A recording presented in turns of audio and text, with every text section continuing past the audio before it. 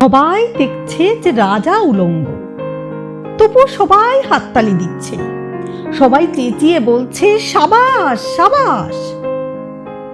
কারো মনে সংস্কার, কারো মনে ভয়, কেউ বা নিজের বুদ্ধি অন্য মানুষের কাছে বন্ধক দিয়েছে, কেউ বা পরান্নভোজী, কেউ কৃপা প্রার্থী উমেদার প্রবঞ্চক, কেউ ভাবছে রাজবস্ত্র সত্যি অতীব সূক্ষ্ম, চোখে পড়ছে না যদিও, তবু আছে, অন্তত থাকাটা কিছু অসম্ভব নয়।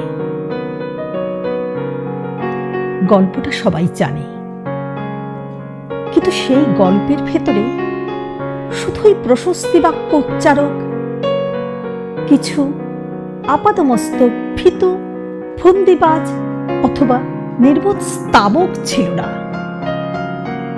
একটি শিশুও ছিল, সত্যবাদী, সরল, সাহসী একটি শিশু।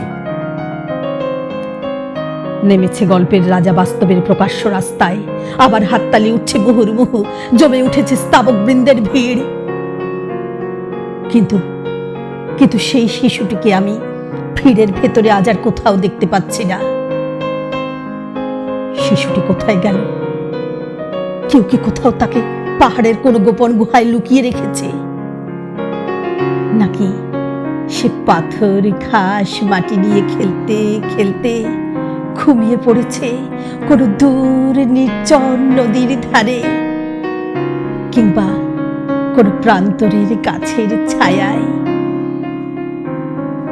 যাও, তাকে যেমন করেই হোক খুঁজে আনো। সে এসে একবার এই উলঙ্গ রাজার সামনে নির্ভয়ে দাঁড়াক। সে এসে একবার এই হাততালির ঊর্ধ্বে গলা তুলে জিজ্ঞাসা করুক, রাজা রাজা, তোর কাপড় কোথায়?